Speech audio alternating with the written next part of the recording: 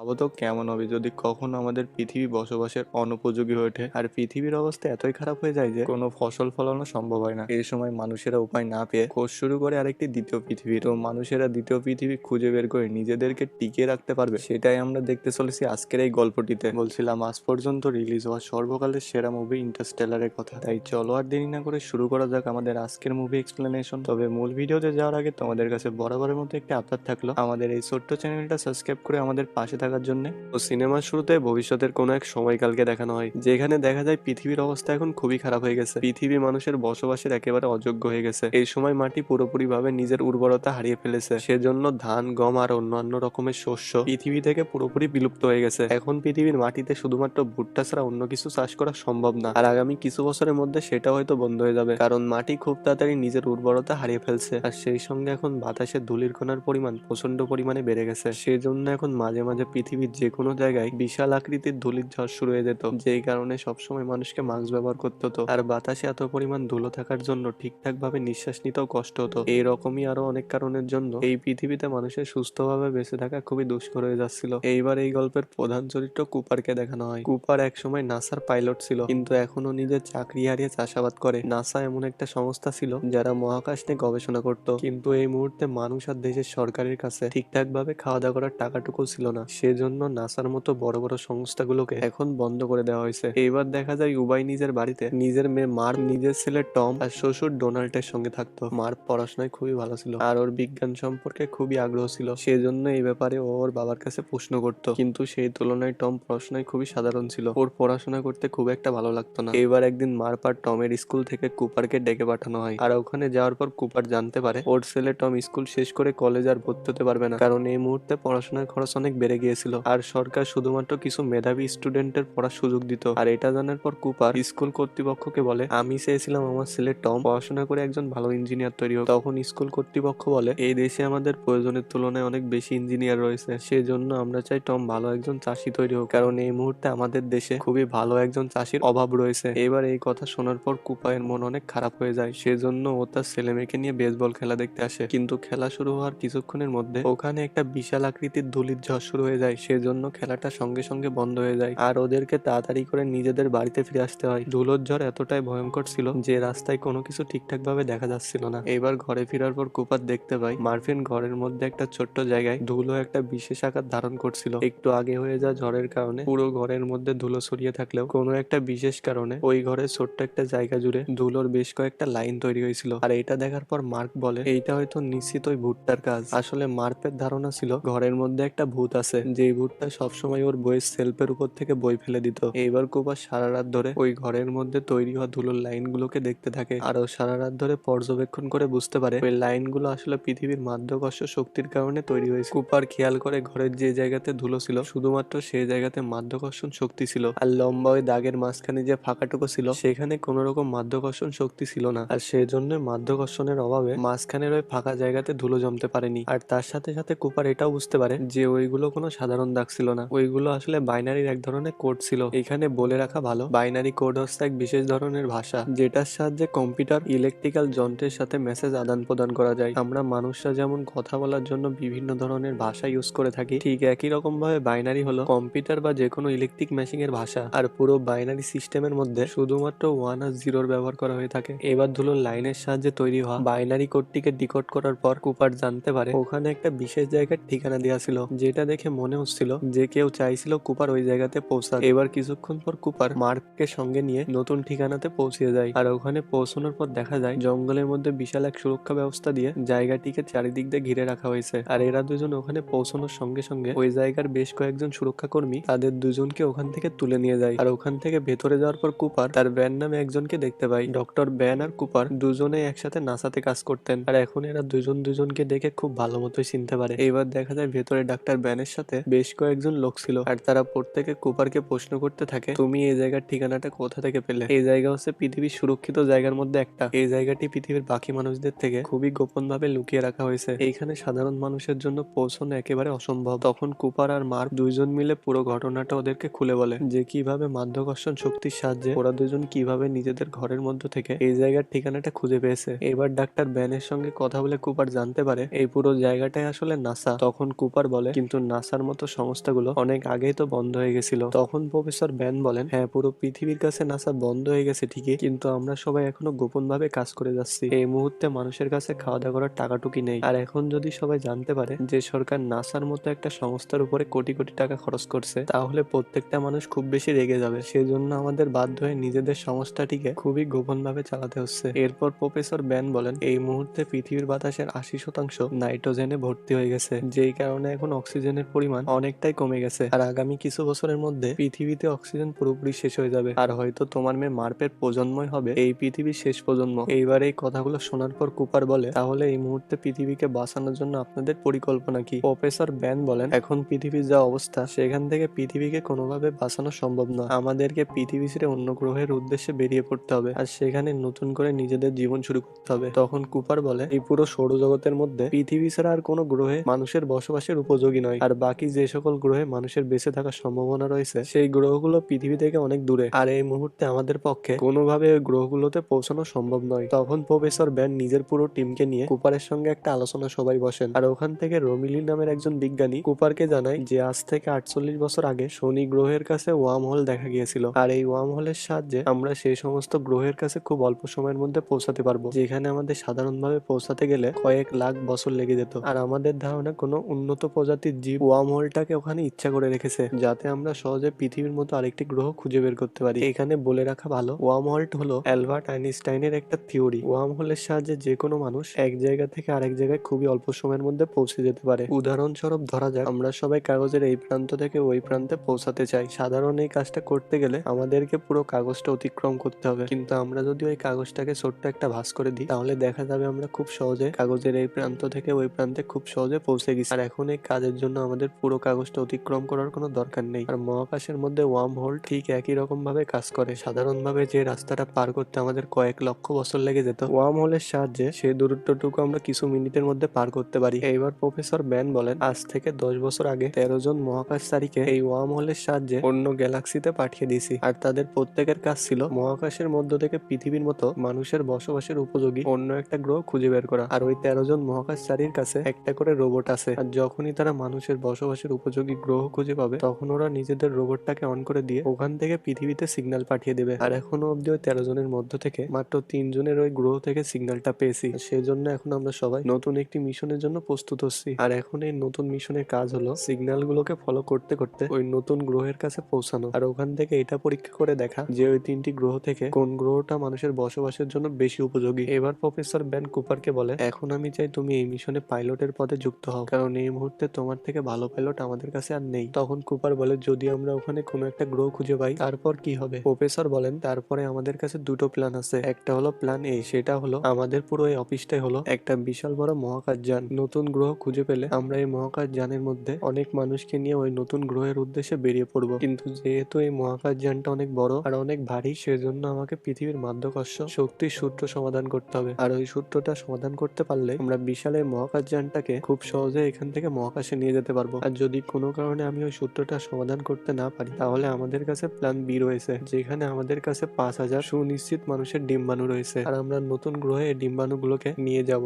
যার ফলে খুব সহজে আমরা ওখানে অনেকগুলো মানুষের জন্ম দিতে পারবো। আর এভাবে ওই নতুন গ্রহে আবার আমরা মানব জাতিকে বাঁচিয়ে রাখতে পারবো। এবার প্রফেসরের এই সকল কথা শোনার পর কুপার এই মিশনে যাওয়ার জন্য রাজি হয়ে যায়। কিন্তু কুপারের এই সিদ্ধান্তের জন্য ওর মেয়ে মার হঠাৎ করে প্রচন্ড রেগে যায়, কারণ মার্ক চাইছিল না ওর বাবা এমন কোনো মিশনে যাক যেখান থেকে ওনার ফিরে আসার সম্ভাবনা একদমই কম। কিন্তু কুপার কোনো মতে মার্ককে এই মিশনের গুরুত্বটা বুঝিয়ে দেয়। এবার পরের দিন সকালে এই মিশনে যাওয়ার আগে কুপার মার্পের সঙ্গে আরেকবার দেখা করে। এবার মার্প ওর বাবাকে বলে, এতদিন ধরে আমার ঘরে যে ঘটনাগুলো ঘটছিল আমি তার থেকে একটা মেসেজ খুঁজে বের করেছি। আর সেই মেসেজে বলা হয়েছে স্টে মানে থেকে যাও, আর আমিও চাই তুমি এখানে থেকে যাও, তোমাকে এই মিশনে যেতে হবে না। তখন কুপার ওকে বলে, তুমি একদম চিন্তা করো না, আমি ঠিক তোমার কাছে ফিরে আসবো। কিন্তু সবচেয়ে মজার ব্যাপার হলো যখন আমি তোমার কাছে ফিরে আসবো তখন হয়তো তোমার আর আমার বয়স একই রকম হয়ে যাবে, কারণ মহাকাশের মধ্যে যখন আমি হাইপার স্লিপিং এ থাকবো বা যখন আলোর গতিতে আমি এক জায়গা থেকে আরেক জায়গায় যাব, অথবা যখন আমি ব্ল্যাক হোলের আশেপাশে থাকবো তখন পৃথিবীর তুলনায় আমার সময়টা অনেক ধীর গতিতে চলবে। আর এইভাবে হয়তো দেখা গেল যখন আমি ফিরে এলাম তখন দেখতে পারলাম তুমি আর আমি একই বয়সের হয়ে গেছি। আর এরপর ওর নিজের কাছে থাকা একটা ঘড়ি মার্পকে দিয়ে দেয়। কিন্তু এই পুরো ঘটনার জন্য মার্প তখন ওর উপরে খুবই রেগেছিল। এইবার দেখা যায় কুপার 4 জন সদস্যের একটা দল নিয়ে এই মিশনের উদ্দেশ্যে বেরিয়ে পড়েছে। আর যে মহাকাশ যানে করে ওরা এই মিশনটাতে যাচ্ছিল ওই মহাকাশ যানের নামটা ছিল এন্ডিওরেন্স। লরেন্স। এবার বেশ কিছুদিন ধরে মহাকাশে থাকার পর শনি গ্রহের পাশে থাকা ওই ওয়ার্ম হোলের সাহায্যে এরা সবাই অন্য একটা গ্যালাক্সিতে পৌঁছে যায়। আর ওখানে পৌঁছানোর পর এরা সবাই ঠিক করে যে 3টি গ্রহ থেকে এদের কাছে সিগন্যাল আসছে, তার মধ্য থেকে পৃথিবীর সব থেকে কাছের গ্রহ হলো মিলাস গ্রহ। কিন্তু এই গ্রহটার সমস্যা হলো এই গ্রহটা গার্গেন্টুলার নামক ব্ল্যাক হোলের একদম পাশে অবস্থিত। সেই কারণে এই গ্রহের মাধ্যাকর্ষণ শক্তি অনেক বেশি। আর ব্ল্যাক হোলের এতটা কাছে অবস্থিত হওয়ার জন্য এই গ্রহের সময়কাল পৃথিবীর থেকে অনেক ধীর গতিতে চলে। মানে এই গ্রহে কাটানো 1 ঘন্টা পৃথিবীতে কাটানো 7 বছরের সমান। মহাকাশের মধ্যে থাকা বিশাল ফাঁকা জায়গাকে ব্ল্যাক হোল বলা হয়। ব্ল্যাক হোলের মাধ্যাকর্ষণ শক্তি প্রচন্ড বেশি হয়, সেজন্য এখানে সময় অনেক ধীর গতিতে চলে। আর যদি কোনো গ্রহ বা নক্ষত্র ব্ল্যাক হোলের কাছে চলে আসে, তাহলে ব্ল্যাক হোল নিমেষে সেই গ্রহ বা নক্ষত্রকে নিজের মধ্যে ঢুকিয়ে নেয়। একটা গ্রহ আর নক্ষত্রের তুলনায় একটা ব্ল্যাক হোল বিশাল আকৃতির হয়। এবার এরা সবাই ঠিক করে এদের মধ্য থেকে রোমিলি নামের একজন এনডিওএস নামের ওই বিশাল মহাকাশযানটাই থেকে যাবে, আর বাকি 3জন ছোট্ট একটা রকেটে করে এনডিওএস থেকে মিলাসের একটা গ্রহে চলে আসে। আর ওখানে পৌঁছানোর পর এরা দেখতে পায় পুরো গ্রহটা 200 ফুট উচ্চতায় জলের গভীরে ডুবে আছে, যেটা দেখে ওরা সবাই বুঝে যায় এই গ্রহতে মানুষের বেঁচে থাকা কোনোভাবেই সম্ভব নয়। এবার একটু খোঁজাখুঁজি করার পর ওরা ডাক্তার মিলারের মহাকাশযানের বেশ কিছু ভাঙা অংশ খুঁজে পায়। আর এমিলি আস্তে আস্তে ওই ভাঙা অংশগুলোকে নিজেদের কাছে আনতে শুরু করে। আর এই সকল কিছু করার সময় তারা খেয়াল করে ওদের থেকে বেশ কিছুটা দূরে বিশাল আকৃতির একটা পাহাড় ছিল। আর এমিলি আস্তে আস্তে ওই পাহাড়ের দিকে এগিয়ে যেতে শুরু করে, কিন্তু কিছুক্ষণ পর ওরা খেয়াল করে ওটা আসলে পাহাড় ছিল না, ওটা ছিল বিশাল বড় একটা জলের ঢেউ।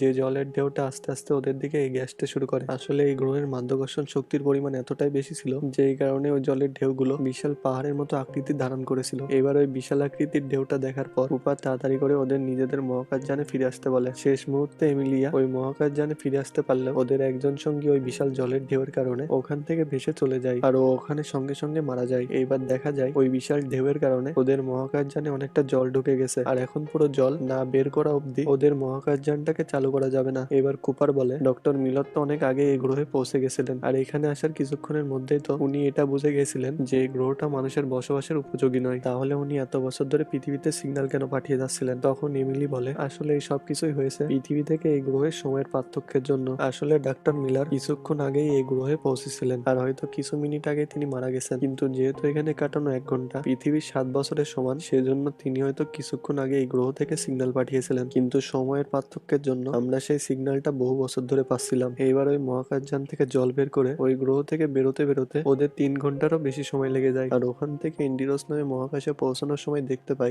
রোমিলি নামের যে সঙ্গীটাকে ওরা এই মহাকাশযানে রেখে গেছিল এখন তার বয়স অনেকটা বেড়ে গেছে, আর সে পুরোপুরি বুড়ো হয়ে গেছে। রোমিলি ওদেরকে বলে আমি মনে করছিলাম তোমরা হয়তো কখনো ফিরে আসবে না, তোমরা 23 বছর 4 মাস আর 8 দিন পরে এখানে ফিরে আসলে, আর এই সময়ের মধ্যে তোমাদের বাড়ি থেকে অনেকগুলো মেসেজ আসছে, তোমরা চাইলে ওই মেসেজগুলোকে দেখে নিতে পারো। এবার নিজের জীবন থেকে এতটা সময় হারিয়ে ফেলার জন্য কুপারের প্রচন্ড পরিমাণে মন খারাপ হয়ে যায়, আর এবারও আস্তে আস্তে নিজের বাড়ি থেকে পাঠানো মেসেজগুলো দেখতে শুরু করে। দেখা যায় এই 23 বছর ধরে ওর ছেলে ওকে অনেকবার মেসেজ পাঠিয়েছে, আর এইগুলো দেখে কুপার জানতে পারে ওর ছেলের বিয়ে হয়ে গেছে, আর এখন ওর ছেলের একটা বাচ্চা ছেলেও হয়েছে। কিন্তু এত বছরের মধ্যে ওর মেয়ে মার ওকে একবার শুধু একটা মেসেজ পাঠিয়েছে, আর মার এই মেসেজটা সেই সময় পাঠিয়েছিল যখন ও নিজের বাবার বয়স হয়ে গেছিল, কারণ পৃথিবী থেকে যাওয়ার আগে ওর বাবা ওকে বলেছিল যখন ও আর ওর বাবা একই বয়সের হয়ে যাবে তখন ওর বাবা আবারও পৃথিবীতে ফিরে আসবে। আর ওই মেসেজটাকে কুপার জানতে পারে মার্প এখন ডাক্তার ব্যানের সঙ্গে থাকে, আর ওনার সঙ্গে থাকতে থাকতে মার্প একজন বিজ্ঞানী হয়ে উঠেছে, আর এখনো নাসাতে কাজ করে। এইবার দেখা যায় এনডিওএন্স এর মধ্যে এরা 3জন মিলে এটা ঠিক করছিল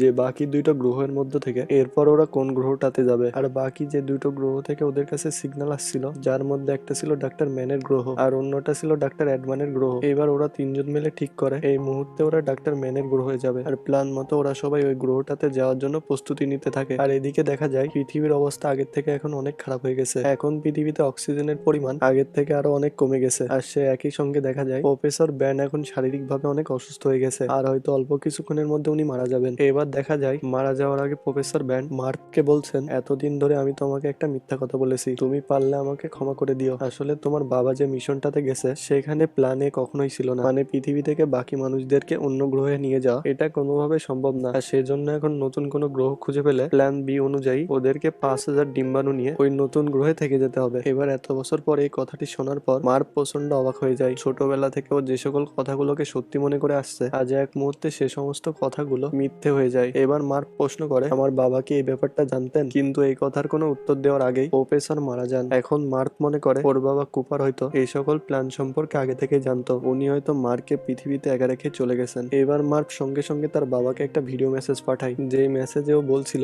এখন আমি প্রফেসরের কাছ থেকে সমস্ত সত্যি কথা জেনে গেছি, আমি জানতে পেরেছি। প্ল্যান এ বলতে কখনো কোনো কিছু ছিল না। তুমি আমাদেরকে এখানে একা রেখে সারা জীবনের মতো চলে গেছো, কিন্তু মার্ফের মেসেজটা ওদের কাছে পৌঁছানোর আগে ওরা সবাই প্রফেসর ম্যানের গ্রহের উদ্দেশ্যে বেরিয়ে পড়েছিল। এবার ওই গ্রহে পৌঁছানোর পর দেখা যায় ওখান থেকে সিগন্যাল পাঠিয়ে প্রফেসর ম্যান একটা স্লিপিং চেম্বারের মধ্যে ঘুমিয়েছিলেন। এভরিওয়ান নয়েজের জন্য দুঃখিত। আর এখন ওরা সবাই প্রফেসর ম্যানকে ওখান থেকে জাগিয়ে তোলেন। এবার উনি সবাইকে বলতে শুরু করেন, এই গ্রহটা মানুষের বসবাসে খুবই উপযোগী। এখানে পৃথিবীর তুলনায় 80% মাধ্যাকর্ষণ শক্তি রয়েছে, আর জল এবং অক্সিজেন সবকিছু এখানে যথেষ্ট পরিমাণে আছে। এবার কুপার খেয়াল করে প্রফেসর ম্যানের সঙ্গে থাকা রোবটটা ওখানে বন্ধ অবস্থায় পড়ে আছে। আর এই ব্যাপারে জানতে চাইলে ম্যান বলেন, আসলে আমার রোবটটা খারাপ হয়ে গেছিল আর ও সবসময় আমাকে ভুল তথ্য দিচ্ছিল, সেজন্য আমি ওই রোবটটাকে বন্ধ করে দিছি। আর এইসব কিছু চলাকালীন ইমিলি রোবটের কাছে নাসার তরফ থেকে পাঠানো মার্ফের মেসেজটা পৌঁছে যায়। আর এখন মার্ফের কাছ থেকে এই সকল কথা শোনার পর কুপার আর এমিলি প্রত্যেকে অবাক হয়ে যায়, কারণ এতদিন ধরে এরা প্রত্যেকে জানতো যে প্ল্যান এ রয়েছে। এমনকি এমিলি নিজেও জানতো না যে ওর বাবা প্রফেসর ব্যান্ড ওকে এতদিন ধরে প্ল্যান এর সম্পর্কে মিথ্যে কথা বলেছে। এবার এই কথাগুলো শোনার পর কুপার ঠিক করে এই মিশনে ও আর কাজ করবে না। ওর নিজের মেয়ের সঙ্গে দেখা করার জন্য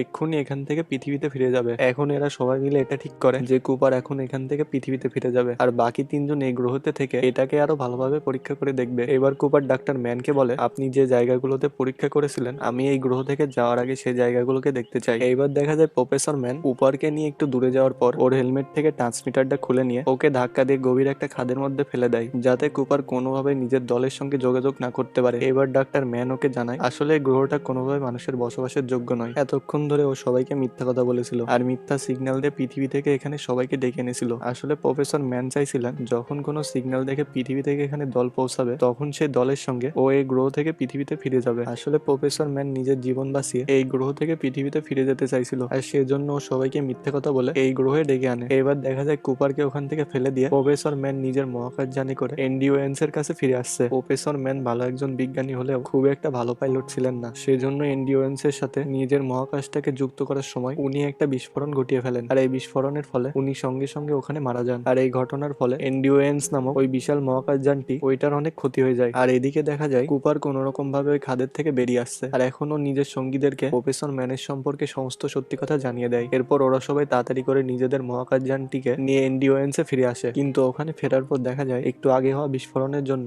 এনডিওএনস এর অনেকটা ক্ষতি হয়ে গেছিল, যে কারণে এখন ওটাকে নিয়ে পৃথিবীতে ফিরে আসা কোনোভাবেই সম্ভব না। সেজন্য কুপার ঠিক করে ডক্টর এমিলি এনডিওএনস করে অ্যাডমানের গ্রহের কাছে পৌঁছে যাবে, কিন্তু অ্যাডমানের গ্রহের কাছে পৌঁছানোর জন্য এদের মহাকাশযানে পর্যাপ্ত পরিমাণে জ্বালানি ছিল না। সেজন্য কুপার ঠিক করে অ্যাডমানের গ্রহে পৌঁছানোর জন্য ওরা গার্গেন্ডুয়া নামক ব্ল্যাক হোলের মাধ্যাকর্ষণ শক্তির ব্যবহার করবে, যেটাকে বিজ্ঞানী ভাষায় সিলিং শট থিওরি বলা হয়, যেটার মানে হলো ওরা পুরোপুরিভাবে গার্গেন্ডুয়ার ভেতরে ঢুকবে না। গার্গেন্ডুয়ার মাধ্যাকর্ষণ শক্তির কাছে পৌঁছানোর পর ওরা মাধ্যাকর্ষণ শক্তির ক্ষমতার ফলে ওরা গার্গেন্ডুয়ার চারিদিকে একটা পাক খাবে, আর এভাবে গার্গেন্ডুয়ার চারিদিকে ঘোরার পর যখন ওদের মহাকাশযান একটা ভালো গতিবেগে পৌঁছে যাবে তখন ওরা নিজেদের মহাকাশযানটাকে চালু করে গার্গেন্ডুয়ার মাধ্যাকর্ষণ শক্তির বাইরে বেরিয়ে অ্যাডমানের গ্রহের দিকে এগিয়ে যাবে। আর গার্গেন্ডুয়ার মাধ্যাকর্ষণ শক্তির ফলে একটা বিশাল গতিবেগ পেয়ে যাওয়ার জন্য ওই গ্রহতে পৌঁছানোর জন্য ওদের অনেক কম জ্বালানি লাগবে। আর সে একই সঙ্গে ওরা এটাও ঠিক করে যে গার্গেন্ডুয়া নামক ওই ব্ল্যাক হোলের আশেপাশে ঘোরার সময় ওরা নিজেদের কাছে থাকা একটা রোবটকে ব্ল্যাক হোলের ভেতরে ফেলে দেবে, যাতে ওই রোবটটা ব্ল্যাক হোলের ভেতর থেকে সমস্ত তথ্য সংগ্রহ করে তাদেরকে পাঠাতে পারে। এবার দেখা যায় প্ল্যান মতো ওরা সেটাই শুরু করছে। গার্গেন্ডুয়ার চারিদিকে ঘোরার সময় ওরা নিজেদের কাছে থাকা একটা রোবটকে ভেতরে ফেলে দেয়, কিন্তু সে একই সঙ্গে কুপার যে মহাকাশযানটাই ছিল সেটাও এনডিওএনস এর থেকে আলাদা করে ব্ল্যাক হোলের মধ্যে ঢুকে যায়। আসলে কুপার জানতো এই মুহূর্তে এনডিওএনস এর ওজন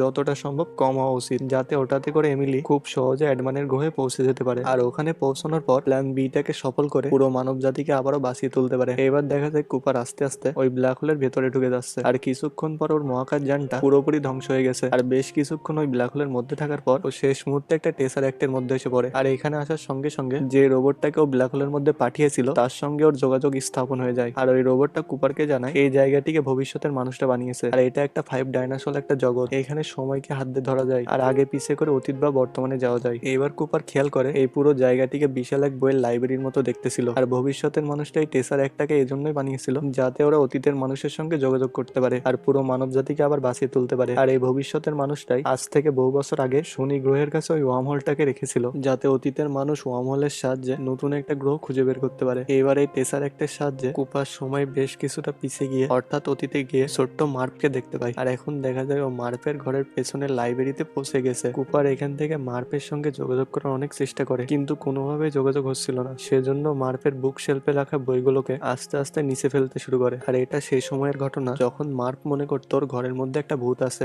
যেই ভূতটা ওর বইগুলোকে নিচে ফেলে দিত। এইবার কুপার বুঝতে পারে এখান থেকে মার্পের সঙ্গে যোগাযোগ করার একটা মাত্র উপায় হলো মাধ্যাকর্ষণ শক্তি, কারণ শুধুমাত্র মাধ্যাকর্ষণ শক্তি সব জায়গায় ভালো মতো কাজ করে আর এক সময়কাল থেকে আরেক সময়কালে খুব ভালোভাবে যাওয়া আসা করতে পারে। এবার কুপার মাধ্যাকর্ষণ শক্তির সাহায্যে মার্পের ঘরে ধুলোর সাহায্যে সে বাইনারি কোডটা তুলে দেয়, যেগুলোর সাহায্যে ওরা নাসার অফিসে পৌঁছে গেছিল। এবার কুপার বুঝতে পারে ফিফথ ডাইমেনশন লোকরা অর্থাৎ ভবিষ্যতের মানুষরা এই টেসার একটাকে ইচ্ছা করে মার্পের ঘরের পেছনে বানিয়েছিল, কারণ ওরা সবাই জানতো মার্প বড় হয়ে নাসার একজন বড় বিজ্ঞানী হবে। আর যেহেতু এখন কুপার আর তার রোবটের কাছে ব্ল্যাক হোল সম্পর্কে সমস্ত তথ্য রয়েছে, সে এখন নিজের কাছে থাকা সমস্ত তথ্য মার্পের কাছে পাঠানোর চেষ্টা করছিল, যাতে এই তথ্যগুলো নিয়ে মার্প মাধ্যাকর্ষণ শক্তির সূত্রটাকে আর প্ল্যান এটাকে চালু করে সমাধান করতে পারে, পৃথিবীর সমস্ত মানুষগুলোকে বাঁচিয়ে নিতে পারে। এইবার ওই ব্ল্যাক হোলের তথ্য দেওয়ার জন্য কুপার একটু ভবিষ্যতে চলে আসে, যেখানে দেখা যায় মার্প এখন নাসার বিজ্ঞানী হয়ে গেছে। এবারও খেয়াল করে টেবিলের উপরে সেই হাতঘড়িটা রয়েছে, যেটাও মহাকাশে আসার আগে মার্পকে দিয়েছিল। আর কুপার এখন মাধ্যাকর্ষণ শক্তি ব্যবহার করে মসকোটের সাহায্যে মার্পকে ব্ল্যাক হোলের সমস্ত তথ্য দিয়ে দেয়। আর ঘড়ির মধ্য থেকে এই সকল তথ্য পাওয়ার সময় মার্প ভালো করে বুঝতে পারে এই কাজগুলোর বাবা করছে। এইবার নিজের বাবার কাছ থেকে ব্ল্যাক হোলের সমস্ত তথ্য নেওয়ার পর মার্প মাধ্যাকর্ষণ শক্তির সূত্রটা সমাধান করে ফেলে, যার ফলে ওরা নাসা বিশাল এক মহাকাশ যানে করে পৃথিবীর অনেক মানুষকে বাঁচিয়ে আনতে পারবে। মার্পকে ওই তথ্যগুলো পুরোপুরি দিয়ে দেওয়ার পর ওই টেসারটা সঙ্গে সঙ্গে নষ্ট হয়ে যেতে থাকে। এরপর কুপারকে বাকি মহাকাশচারীরা খুঁজে হসপিটালে নিয়ে আসে, আর ওখানে জ্ঞান ফেরার পর ও জানতে পারে এখন ওর বয়স 124 বছর হয়ে গেছে। আসলে কুপার ব্ল্যাক হোলের মধ্যে থাকা তুষারের মধ্যে বেশ কিছু সময় কাটিয়েছিল,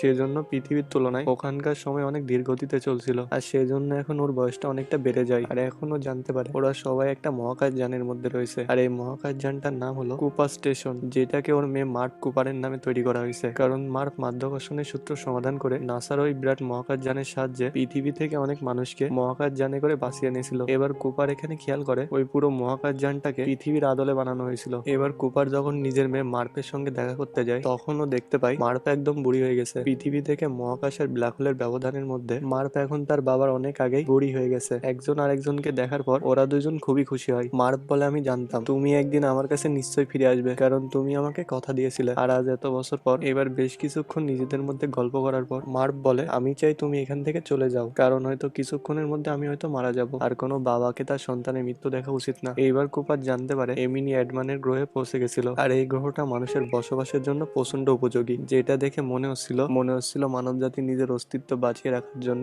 নতুন একটি গ্রহ খুঁজে পেয়েছে। আর এই কথাগুলো শোনার পর কুপার একটা মহাকাশ যান নিয়ে এমিনির সঙ্গে দেখা করতে বেরিয়ে পড়ে। আর এখানে এই মুভিটা শেষ হয়ে যায়। মুভিটি আপনাদের কাছে কেমন লাগছে অবশ্যই কমেন্টে জানাতে ভুলবেন না। আর ভিডিওতে একটা লাইক আর চ্যানেলটা সাবস্ক্রাইব না করে থাকলে আপনাদের কাছে অনুরোধ থাকলো আমার চ্যানেলটা সাবস্ক্রাইব করার। আর সবাই ভালো থাকবেন, সুস্থ থাকবেন, আল্লাহ হাফেজ।